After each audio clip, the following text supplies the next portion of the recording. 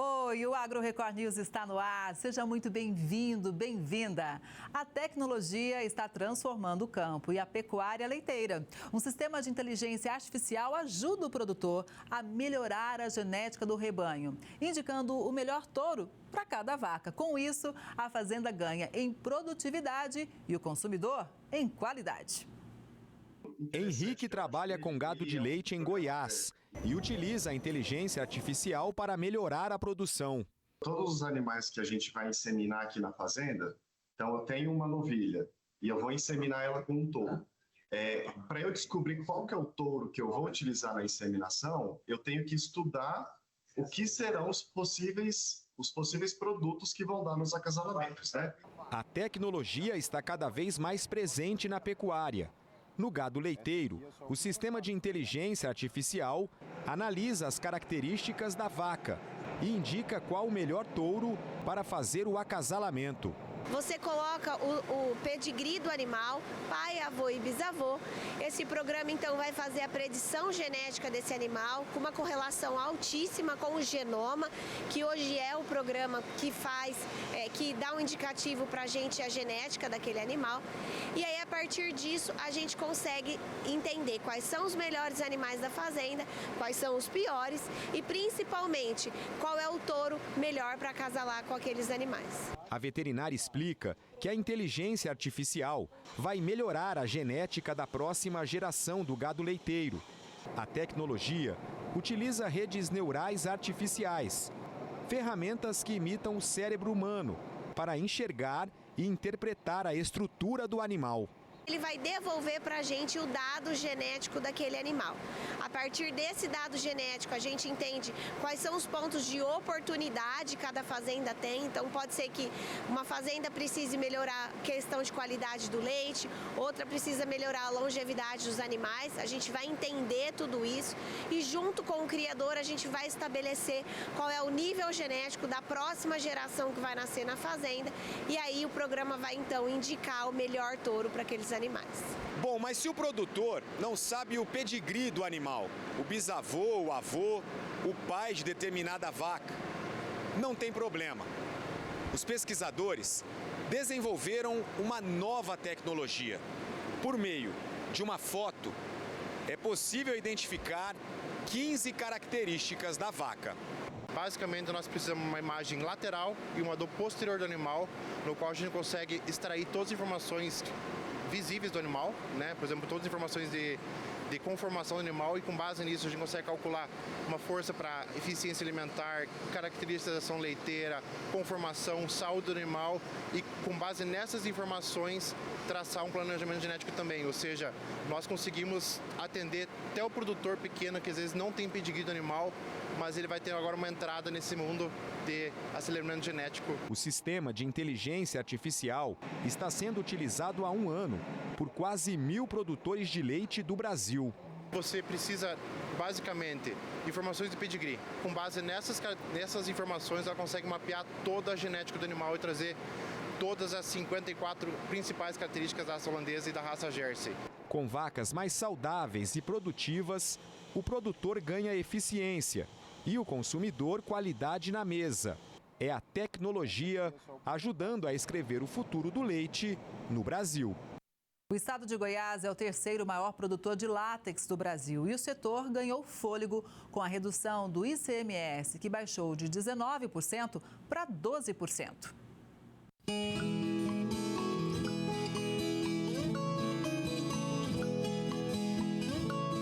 É destas grandes árvores que se extrai o líquido branco e viscoso. Ao raspar a casca em forma de espiral, o líquido sai da seiva, também chamada de veias, e já começa a escorrer até cair na tigela. Da floresta amazônica aos campos do centro-oeste, o cultivo da seringueira é uma alternativa sustentável e rentável para o agronegócio brasileiro. Conhecido como ouro branco, o látex ganha ainda mais importância no mercado internacional, com o aumento da demanda por produtos ecológicos e recicláveis. A seringueira é uma cultura de longo tempo, com ciclo produtivo que pode chegar a 40 anos. Além de gerar renda, ela ajuda na recomposição florestal e na absorção de carbono, o que é fundamental para o equilíbrio ambiental.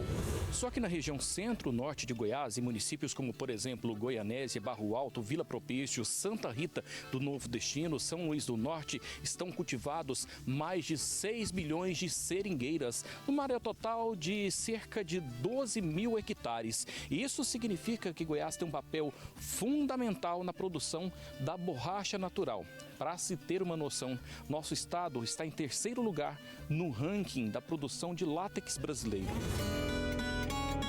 De acordo com a Associação dos Países Produtores de Borracha Natural, a produção brasileira no ciclo 2024-2025 deve chegar a 266 mil toneladas, um aumento de quase 9% em relação ao ciclo anterior, com destaque para o estado de São Paulo.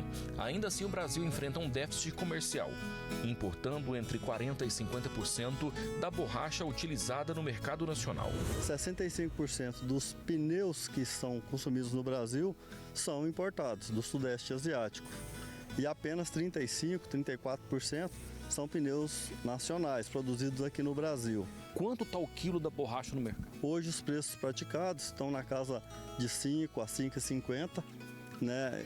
E enquanto que o ideal deveria ser entre 8 e 9 reais. Em busca de um mercado competitivo, a Cooperativa dos Eivicultores do Centro-Oeste, que representa os produtores de borracha natural dos estados que compõem a região central do Brasil, pediu socorro em nome de 92 cooperados. A cooperativa tem uma produção de 3 mil toneladas por ano, enquanto a produção goiana totaliza aproximadamente 14 mil toneladas anualmente. A produtividade média do estado, 2.500 quilos por hectare, é superior à média nacional. Pensando na continuidade da produção goiana, é que o sistema OCB atuou com maestria para negociar com o governo estadual a redução da tributação. Antes era de 19% e ICMS. Agora a realidade é outra, 12%. Procuramos a Secretaria da Economia, ela se sensibilizou por essa questão e fez a mudança legislativa necessária para que houvesse essa equalização de custo tributário entre empresas convencionais e cooperativas. Isso aí vai fortalecer o nosso cooperado, né, que vai ter um incentivo maior para a sua produção, vai conseguir ter preços melhores, ter maior competitividade de mercado. E isso com certeza vai movimentar a economia, vai fortalecer o sistema cooperativo. Os produtores associados à maior cooperativa dos avicultores estão satisfeitos com os avanços alcançados por meio da negociação entre o sistema OCB e o Estado. Toda essa cadeia da borracha vai ganhar com aumento de produtividade e também de competitividade, porque o produto da cooperativa vai ser mais competitivo no mercado. Um produtor rural se destaca pelo cultivo de plantas diferenciadas em Onda Verde, no interior de São Paulo. Entre elas, a baunilha, o urucum e até pimenta do reino. Uma produção que começou pelo amor às plantas. A paixão pelas plantas foi o ponto de partida para Marcos investir nas especiarias. A influência de um engenheiro agrônomo especialista em plantas tropicais ajudou o produtor de Onda Verde a buscar culturas diferenciadas. Meu pai tinha propriedade no norte de Goiás, que hoje é Tocantins, e a gente comercializava bovinos com Belém, era o mercado do ver-o-peso em Belém. E eu fui conhecendo as plantas tropicais e a região e sempre me apaixonei muito pela área. Aí procurei aqui em São Paulo, o Instituto Agronômico em Campinas, alguns técnicos para me auxiliar a conhecer e plantar alguma dessas variedades da Amazônia. O Brasil exporta cravo da Índia, cúrcuma, cumaru, também chamado de fava tonka, gengibre, pimenta rosa, pimenta da Jamaica, pimenta do reino e urucum. O orgulho da propriedade é a baunilha. As mudas vieram do Espírito Santo e estão há 3 anos no viveiro. Antes ele chegou a plantar em uma área mais seca, mas não teve êxito. Agora, bem adaptadas, as plantas estão em floração. E essa floração vai dar 5 até 10 flores por cacho. Essas flores têm que ser polinizadas manualmente, porque não tem um inseto que consegue fazer a polinização. E aí a gente também vai aprendendo com a planta, o Vitor tem conhecimento, vai procurando nas órgãos de pesquisa, as técnicas, e a gente vai fazendo ela aí, vamos produzir baunilha aqui. Na propriedade, Marcos cultiva também o ilang-ilang, uma árvore originária da Ásia, conhecida pelo perfume intenso das flores. Muito usada na produção de óleos essenciais e na indústria de cosméticos, a espécie se adaptou ao clima tropical da região. A primeira floração foi enviada a pesquisadores de Campinas, mas a extração do óleo ainda não foi possível. Hoje, as plantas voltam a mostrar novos botões de flor.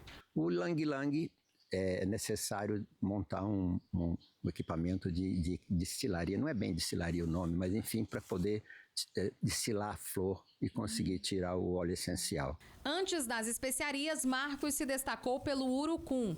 Na década de 90, chegou a ser um dos principais produtores da região, com mais de 100 hectares plantados. Hoje, o foco é em pequenas culturas, sem fins comerciais. A pimenta do reino é mais uma paixão do Marcos. A cada safra, a produção é doada para os amigos, mostrando que o valor da planta vai além do lucro. Como são poucos pés e eu tenho muitos amigos, eu colho e distribuo a pimenta do reino. Tranquilo. Às vezes faço a pimenta preta, que é a que seca com a casca, e às vezes tiro a casca, é um processo para tirar a casca, maceração, e aí eu tenho a pimenta branca, que ela é mais suave. Originário do hemisfério norte, o mirtilo começa a ganhar terreno no Distrito Federal. Com uma variedade desenvolvida pela Embrapa e pela Universidade de Brasília, a fruta se adaptou bem ao clima quente do Cerrado. Pequeno, delicado e de cor azul intensa. O mirtilo é uma das frutas mais valorizadas do mundo.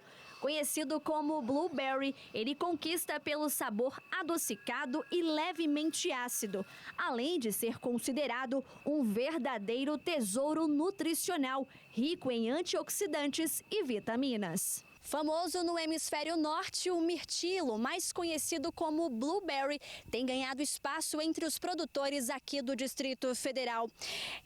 O mirtilo aqui da fazenda Amigos do Cerrado, foi desenvolvido especialmente pela Embrapa e também pela Universidade de Brasília, justamente para aguentar esse solzão do Cerrado, porque ela vem lá do hemisfério norte, está acostumada mais com clima frio. Eu estou aqui com o Pedro, que é gerente aqui da fazenda Amigos do Cerrado. Tem várias particularidades para conseguir cultivar essa fruta aqui no DF, né, Pedro? Sim, tem várias, né? Um que eles começam a falar assim, se o pH da sua água for alto, então não planta mirtilo, tá? Porque vai ficar o custo vai ficar alto, né? Além da questão do pH da água, né, que tem que ser um pH adequado, tem também a questão das raízes, né, que são bem frágeis. Sim, a raiz dele é muito fina, ele não tem possibilidade de furar o solo, tá? Então, por isso que ele é plantado na fibra de coco com palha de arroz. Muita gente também planta com a tufa, né? Mas eu opinei plantar com a fibra de coco. Depois de colhido, o mirtilo é armazenado na geladeira a 5 graus para manter a conservação da fruta. E em seguida, já está pronto para ser vendido. A plantação no Gama tem cerca de 5.000 mudas e ocupa meio hectare de área. O Ayrton é coordenador da produção e fala sobre o retorno financeiro do mirtilo, que já tem demanda para exportação. O valor por quilo, né, está saindo entre 50 e 60 reais por quilo. Então isso é um valor excelente para uma fruta, né? E isso porque a gente não está trabalhando com exportação, porque aí esse valor vai ser maior ainda, né? Rico em antioxidantes, o blueberry combate o envelhecimento, é fonte de vitaminas C, K e fibras, auxiliando na melhora da memória. Segundo a empresa de assistência técnica e extensão rural do Distrito Federal, a Emater DF, o número de produtores de mirtilo na capital do país vem crescendo. Em 2023, eram apenas 9 produtores do blueberry aqui no DF. Atualmente, 15 produtores estão cadastrados em mais de 5 hectares de área plantada. É uma fruta que é caro de se produzir, principalmente porque ela não é produzida no solo, é num sistema chamado semi-hidropônico. Então, toda a questão de irrigação, adubação, fertirrigação, proteção dessa fruta no campo tem que ser levada em consideração pelo produtor. Isso exige um investimento alto, mas também é uma fruta que tem bons rendimentos. Hoje, né, 1 hectare de mirtilo chega a produzir 16 toneladas e o preço pago ao produtor de mais ou menos R$50 o quilo, né, pode gerar uma receita de até R$800 mil no segundo, terceiro ano. É uma cultura cara, mas tem bons rendimentos e boa lucratividade. A gente continua falando do Distrito Federal, porque por lá a produção de mel vem se consolidando como referência nacional, impulsionada pelo trabalho da agricultura familiar. Agora a gente inclusive vai conhecer um projeto que, além de gerar renda, protege as abelhas e o meio ambiente.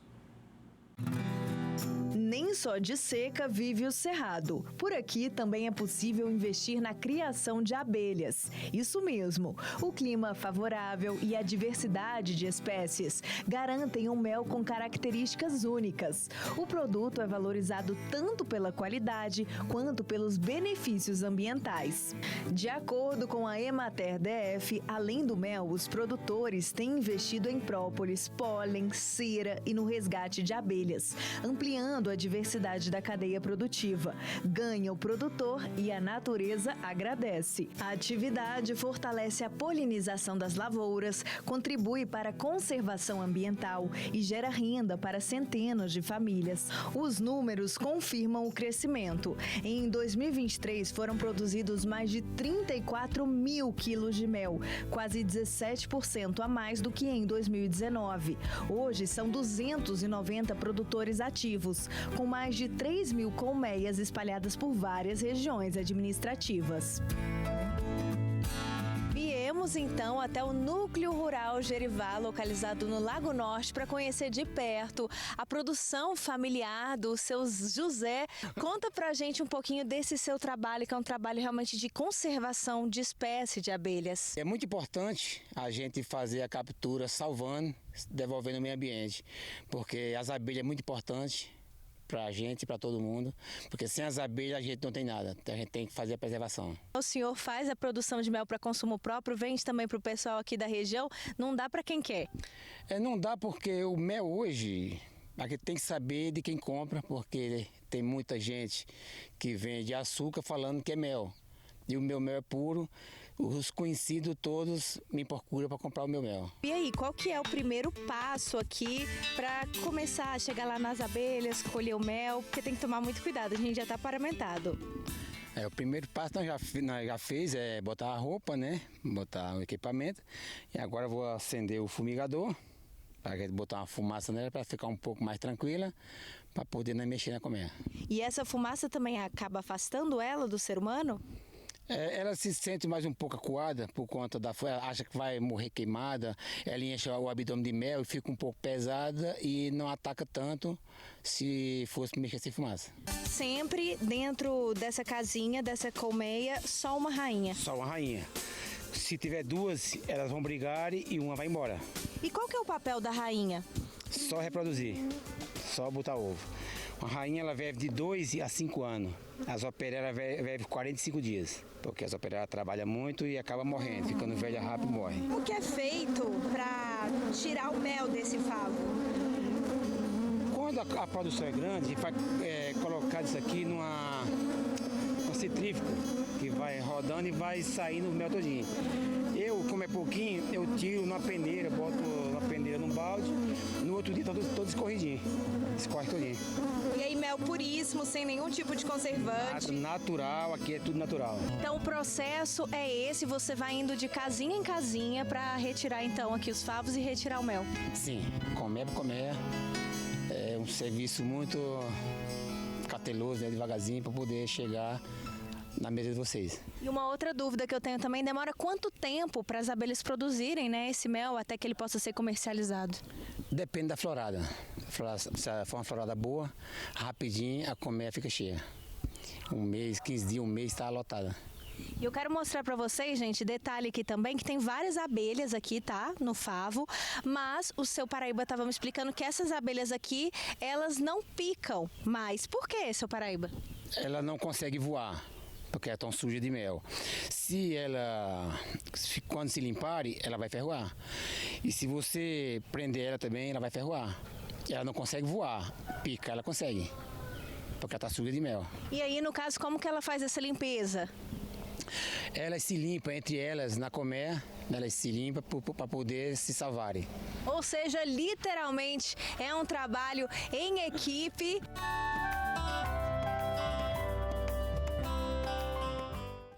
Pesquisadores da Universidade Federal de Uberlândia, em Minas Gerais, conseguem aproveitar os grãos verdes do café, aqueles que não maduraram na época certa. A ciência está transformando o que seria um problema para os produtores em uma bebida com um sabor surpreendente.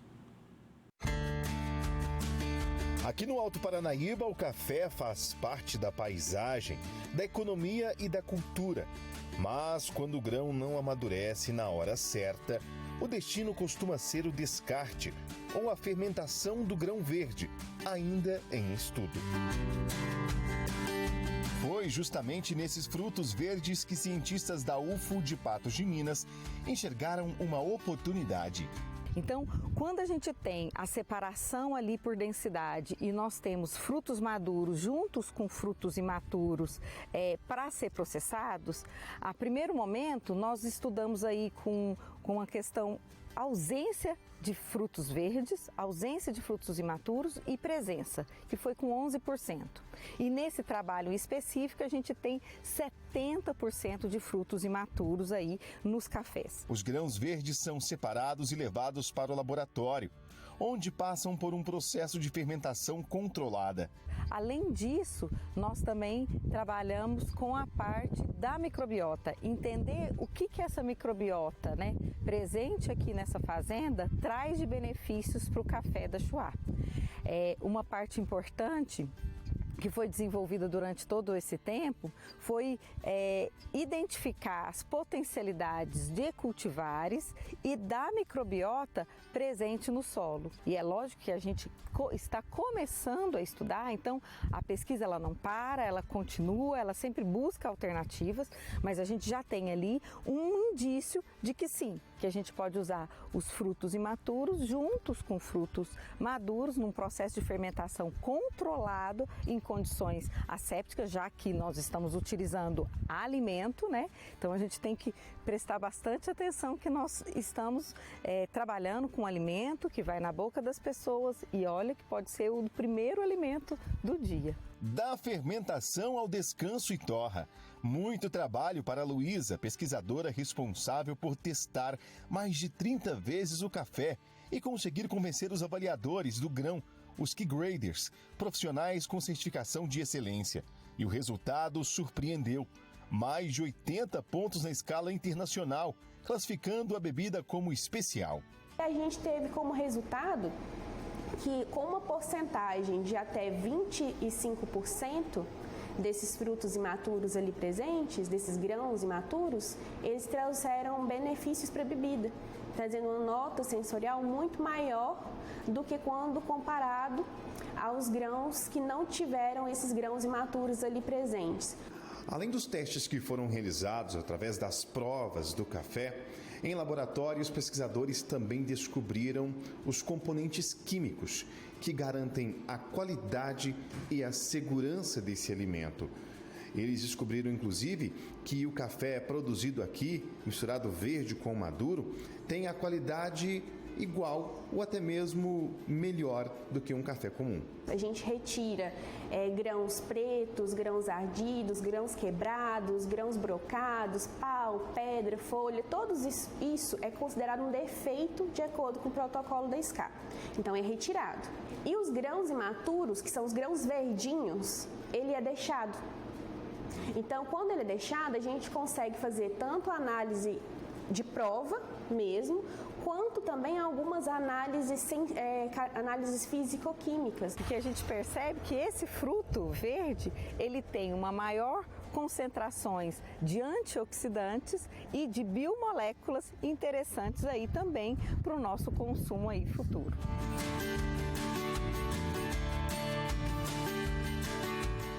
Uma das grandes preocupações do pecuarista é em relação à alimentação dos animais. A orientação de um profissional especializado é sempre muito importante. O manejo nutricional ele é fundamental para todas as espécies, independente de ser ovinos ou qualquer outras. Porque cada espécie ela tem suas exigências nutricionais específicas e se a gente for ver, dentro de cada espécie ele tem as categorias, se é um animal recém-nascido, se é um animal jovem, se é um animal adulto, um animal de gestação, de lactação, um animal para corte, um animal para elite. Então, cada categoria, cada espécie, ela vai ter um manejo diferente. O que é que esse animal faria para dar uma dica de que ele, de fato, estava precisando de algum nutriente? Na hora que os animais apresentam deficiências nutricionais, sejam de minerais, de proteína, isso vai comprometer a saúde dos animais, vai comprometer a imunidade, vai comprometer desempenho, vai comprometer reprodução e isso vai gerar um grande prejuízo para esse pequeno criador. Como é que deve ser feita, no geral, a alimentação dos ovinos?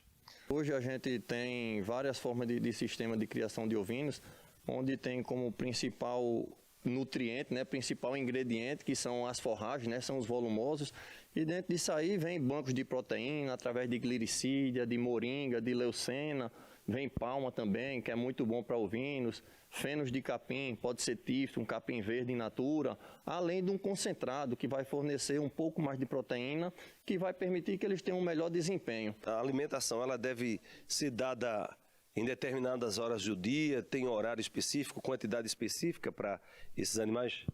Não, nada tão específico, Jonas, porque a partir do momento que a gente tem animais que estão a pasto, eles fazem esse trabalho de comerem aquilo que é suficiente.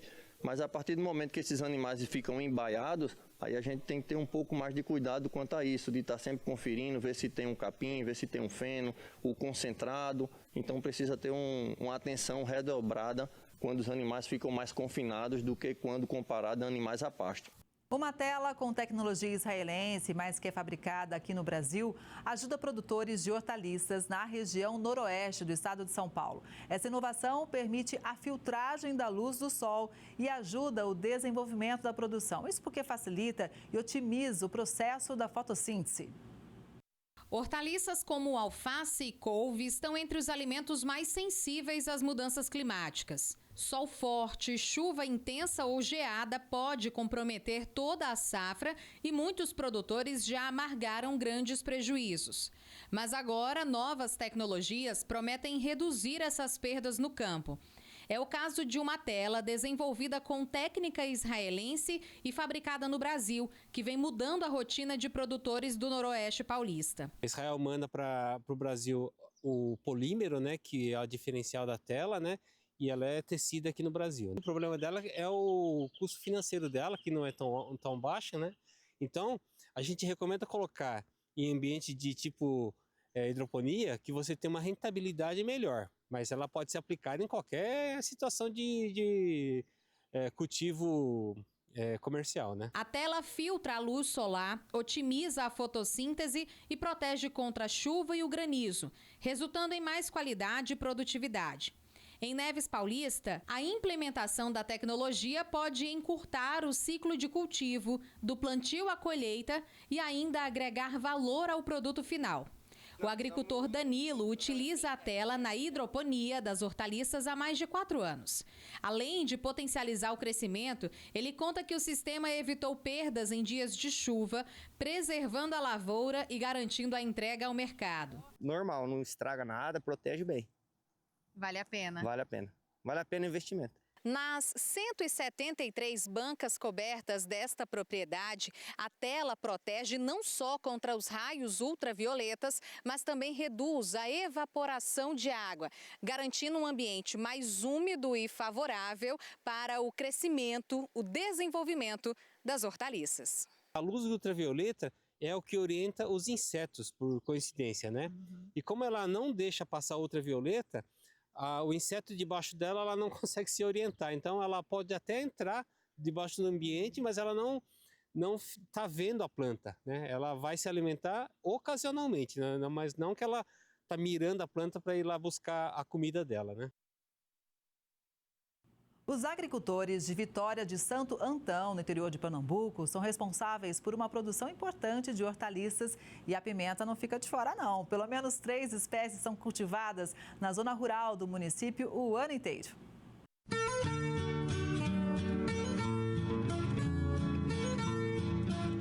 Bonitas, as pimentas proporcionam cheiro e sabor aos alimentos.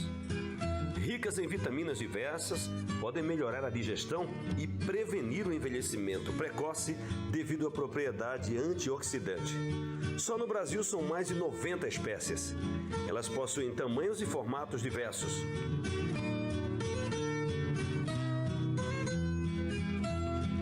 A nossa equipe veio até a região das Serras, na zona rural de Vitória de Santo Antão, no interior de Pernambuco, em um assentamento do INCRA, onde cerca de 100 famílias vivem da produção de dezenas de variedades de hortaliças. O município está entre os maiores fornecedores do estado. Vai para a feira local nossa em Vitória, né? Para Caruaru, para Ceasa em Recife e as feiras que a gente tem dividido aí no nosso estado, que na maioria das vezes é a feira que o agricultor mesmo ele vai vender o seu produto.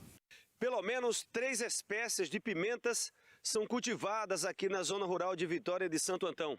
Uma delas é a pimenta biquinho, que não arde tanto, mas proporciona um sabor sem igual para os apreciadores dessa iguaria. A nossa região sempre cultivou a pimenta biquinho, a pimenta de cheiro, a malagueta. Sempre nessa região aqui é forte a produção dessa pimenta. Diz uma coisa, e esse cultivo, ele tem um período do ano, não? Aqui a gente utiliza todo o tempo, todo o ciclo dos 12 meses a gente cultiva a pimenta de cheiro, tanto a biquinho como a malagueta.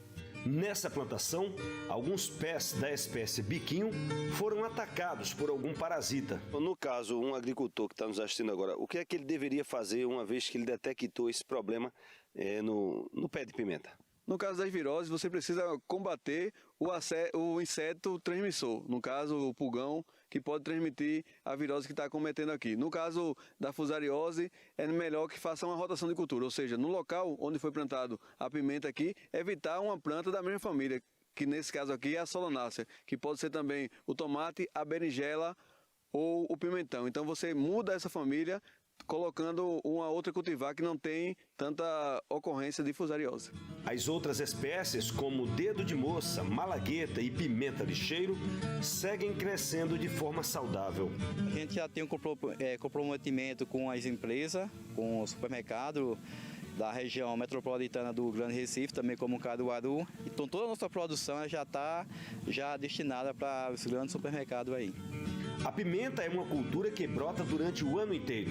O ciclo de produção varia a depender do clima e da espécie.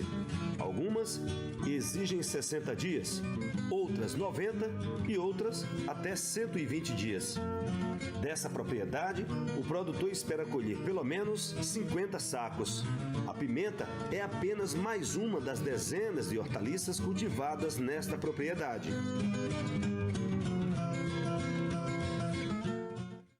A produção de abacaxi tem conquistado cada vez mais destaque no município de Campos, no Rio de Janeiro, sendo uma das principais culturas na agricultura regional. O cultivo da fruta movimenta cerca de 400 milhões de reais por ano, gerando emprego e renda para milhares de famílias.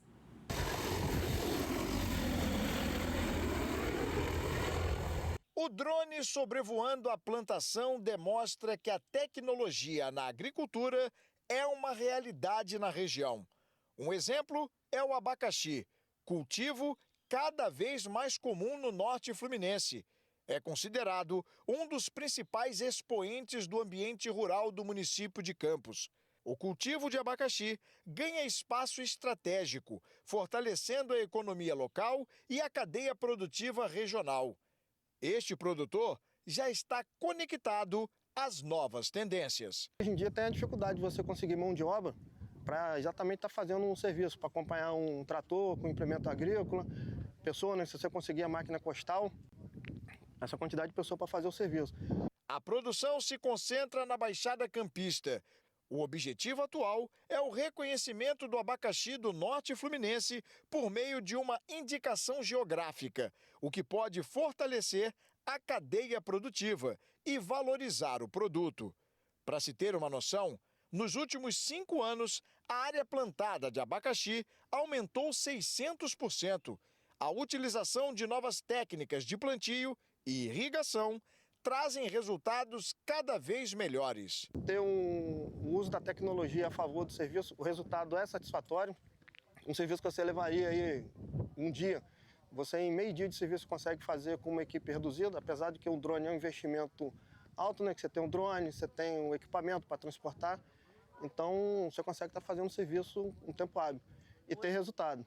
A produção, tradicionalmente associada a outras regiões do estado, tem mostrado expansão graças a inovações técnicas, manejo sustentável e apoio público. É uma atividade que gera para o Norte Fluminense em torno de 400 milhões de reais por ano.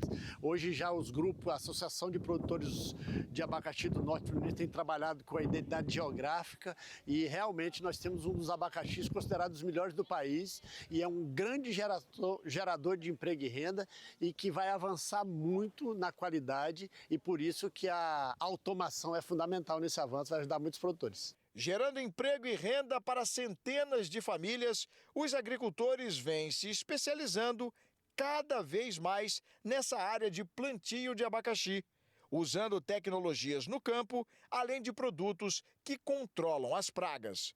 Quando a gente usa essas tecnologias a favor da cultura, a gente consegue produzir mais e a gente alcança a produtividade esperada. E quanto mais a gente produz, a gente agrega mais valor. Com foco na qualidade de casca, sabor e teor de açúcar, atendendo aos padrões de mercado, o secretário reforça que divulgar técnicas relacionadas à produção de abacaxi no município, como a automatização de lavouras com uso de drones e tecnologia de última geração, aumentarão ainda mais a produção e reduzirão custos. A automação é fundamental, a mão de obra tem diminuído muito, né? A eficiência no uso, a redução do custo, a eficiência na aplicação de agroquímicos é fundamental para baixar custo, para reduzir o nível de dano provocado por uma aplicação mal resolvida. O uso de drone é uma técnica que tem que usar, então todo esse movimento é muito bem-vindo. Uma produtora de leite em Rio Verde, no estado de Goiás, descobriu que tinha talento para fazer doces. Ela apostou na atividade e o negócio virou mais uma fonte de renda no campo. A Simone, o marido e as 2 filhas moram nesta fazenda em Rio Verde. Eles sempre viveram na zona rural. O sustento da família também sai daqui. Eles produzem leite há mais de 15 anos. A minha infância, a minha vida foi vendo meus pais mexer na propriedade com gado de corte, gado de leite. E nada melhor depois que eu casei, continuar, a atividade. Desde pequena, as filhas também ajudam no trabalho. Gisele, a mais velha, já até se prepara para seguir os passos da mãe. Atualmente, ela cursa o 5º período da faculdade de agronomia. Eu vejo que vou conseguir aplicar os meus conhecimentos aqui na fazenda. Independente da gente trabalhar com gado, a gente precisa de manutenção de pastagens, entre inúmeras outras coisas. Por muito tempo, a produção de leite era o único foco da família. Mas há 5 anos, durante a pandemia de Covid-19, a Simone descobriu uma nova paixão: os doces cristalizados, que hoje também ajudam na renda da fazenda. Eu sempre tinha vontade de aprender a fazer os doces, para atender a minha vontade de comer, que eu achava bonito. Até então, sempre que tinha treinamento, oportunidade, nunca dava certo, por causa da distância. Até que um dia eu tinha a técnica que me atendia na época, na produção de leite, e ela falou: monta a turma, que eu mobilizo o instrutor e trago até a sua propriedade. E assim fez. E o qual depois terminou, eu tive que colocar em prática, né? No começo era só por diversão, apenas para comerem os doces em casa. Mas as visitas foram gostando e incentivando ela a vender. Hoje, a Simone produz uma média de 60 quilos de doce por mês. Tem de leite, figo, mamão, abacaxi, goiaba, laranja, caju, abóbora, coco e banana. Quem experimenta, aprova na hora. Todos muito bons. Meus preferidos são de abacaxi e de melancia. O processo de produção é fácil, mas um pouco demorado por conta da cristalização. Isso aí você vai fazer um processo de 3 a 4 dias. No quarto dia que você vai conseguir cristalizar o mamão. Cristalizou tudo, a açúcar, né? Secou. Agora a gente vai colocar ali e servir. Os planos da Simone com os doces são bem ambiciosos. Ela quer aumentar a produção e a variedade, que já é grande. E se depender da futura engenheira agrônoma da família, as produções de leite e doces vão andar lado a lado na fazenda. Uma propriedade pequena, ela pode sim ser muito rentável. Basta a gente trabalhar da forma certa. E que eu tenho sempre em mente? Aqui a gente trabalha com gado de leite. E a minha mãe tem a agroindústria dos doces. Eu quero chegar numa situação onde todo o leite produzido aqui na propriedade saia da propriedade já como um produto final, como um doce cristalizado de leite, um doce de amendoim com leite, leite com coco. E não só o leite, já toda uma história por trás do produto. Em Oficina Simples, Artesãos mantém viva a história de um ofício que resiste ao tempo e dá forma aos sonhos. Técnica e tradição que transformam o couro cru em botas. O Carlos Antônio estava falando para mim que ele está aqui há 40 anos e faz todas as peças por encomenda, uma média de 15 peças por mês. Depois de escolher o couro, a primeira coisa é definir o modelo e o couro que a gente vai fazer. Então, o couro que a gente vai fazer hoje é esse aqui. Essa peça aqui, por exemplo, ela é a parte da frente da bota. Então, a gente pega e corta ela sempre nessa direção aqui, para na hora de montar, ela ficar bem arrumadinha lá na forma. O processo é lento, cuidadoso, a arquitetura de horas com habilidade. Aí dá uma afiada, porque essa lâmina aqui ela tem que cortar muito, porque se ela não cortar muito acaba se machucando, tá? Ela tem que estar bem afiada. A partir do molde escolhido pelo cliente, na peça, o corte e depois a descarnagem. Descarnar, a gente vai afinar essa parte do couro aqui. Eu vou fazer ali e vou te mostrar para você entender perfeitamente. Isso aqui, ó, para poder dobrar o couro para ficar com acabamento bom, para não ficar a fio, tá? Então a gente vai fazer no cano dela.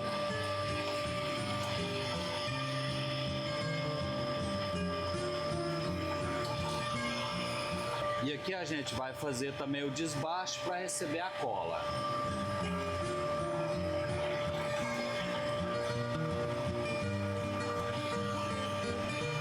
O acabamento final. Na costura das peças segue uma linha onde só as mãos sabem para onde vai a peça. Chegou o momento agora, gente, crucial, a hora de virar a bota. E aí entra o Lindomar. O Lindomar tá aqui passando... É mais cola, Lindomar? É mais cola, porque aqui eu tenho que colar esse couro com esse aqui para a pessoa não ser incomodada com nada. Ô Lindomar, você faz isso há quantos anos? É igual o Carlos, 40 também? 40 anos. Que isso, vocês começaram juntos aqui? É, exatamente. Aí você tem que também ir pregando também, claro, né? O que eu tenho que contornar para fazer exatamente o formato da forma. Que aqui você tá vendo que ela é quadrada, tá vendo? Também tem o bico redondo. Aí cada um você monta conforme o cliente pede. A oficina do Carlos comercializa outras peças que vem de outros fornecedores. Um mundo velho de coisas bacanas. O fim dessa prosa é calçada com um cafezinho. São 40 anos, né? Quase meio século, né, Carlos? Quase meio século trabalhando aqui, nesse mesmo lugar. Você vê, o Brasil na época não era tetra? Não, não era. A gente não tinha passado por essa confusão de celular, internet. E você fazendo bota? Sempre fabricando as botas. O Brasil virou treta, você fazendo bota? Fazendo as botas. Virou penta... fabricando as botas. É impressionante. Passamos pandemias fabricando botas. Isso é.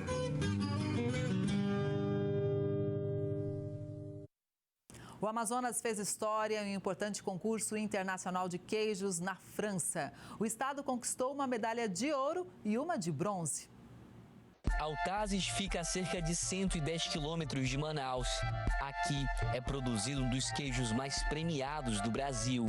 A Terra do Leite participou de um concurso internacional em Paris. 2 queijarias de Altazes representaram o Brasil: a tradição da Lourdes e a queijaria original. O desempenho foi impressionante. A queijaria Tradição da Lourdes conquistou a medalha de ouro com queijo maturado com café. Só o processo de maturação do queijo demora cerca de 30 dias e o sabor impressiona. A qualidade desse queijo é algo surreal. A gente nunca tinha provado um queijo tão maravilhoso como esse, que é daqui da cidade de Altazes, da Vila do Novo Céu. Arleane é responsável pela produção desse queijo. Ter ganhado uma medalha de ouro em um evento internacional foi um feito histórico. Ir para a França e trazer um queijo, trazer uma medalha de ouro num queijo maturado, primeiro queijo maturado no Amazonas, assim... É um orgulho, sabe assim, não tem nem palavra para descrever a sensação na hora. Eu chorei muito, foi muito emocionante. O processo de produção desses queijos requer um padrão de qualidade elevadíssimo. É o queijo coalho, ele é imerso numa solução de café. Ele vai ficar um tempo nessa solução para ele ir conseguindo essa tonalidade, né, do café. Aí depois desse processo, ele vai ficar numa prateleira os 30 dias sofrendo o processo de virada. Todo dia você tem que virar, observar se ele não está sofrendo nenhuma rachadura, se tem que umidificar ele. É esse o processo. É diário. Além do queijo maturado com café e de búfala, os produtores rurais também inovam com condimentos que só tem aqui no Amazonas. Tem queijo condimentado com tucumã, com castanha, com orégano e muito mais. Por aqui, a qualidade e a criatividade andam lado a lado. Em Altazes, a gente encontra uma das maiores produções de laticínios do Amazonas. Hoje o nosso rebanho em Altazes ele é estimado aproximadamente 95 mil animais, sendo eles bovinos e bubalinos. Isso corresponde a uma produção de leite de aproximadamente 12 milhões e 500 mil litros de leite ao ano, que equivale a 1.250 toneladas de queijo produzido ao ano. E em meio a essa rota do leite, a nossa equipe também conheceu a Agrofazenda Paiva, um legado de 4 gerações que há 56 anos dedica a vida à produção de laticínios. O trabalho começa logo cedo, assim que o sol nasce. O vaqueiro ordeia os animais e todo o leite que é retirado é levado para os produtores de queijo. Um trabalho de muitas mãos que eleva o padrão de qualidade dos queijos que competem internacionalmente. A queijaria original, que também foi à França este ano, recebe o leite chegando ainda quente das fazendas. E depois de um longo processo de produção, os queijos ficam prontos para serem embalados e etiquetados com a marca de Altazes. A queijaria também vem ganhando destaque. Além da França, este ano a fábrica conquistou medalha de prata com um queijo coalho de búfala em um concurso internacional de queijos em Blumenau. E para isso existe um segredo, um ingrediente que não pode faltar. O segredo é trabalhar, fazer o básico, né? Queijo tradicional básico, mas com aquela pitadinha de amor. E assim, do interior do Amazonas para o mundo, as queijarias mostram que tradição, inovação e muita dedicação são ingredientes que fazem do queijo um produto de excelência. O Agro Record News de hoje fica por aqui. Obrigada pela sua audiência. A gente se vê no próximo programa. Até lá. Tchau.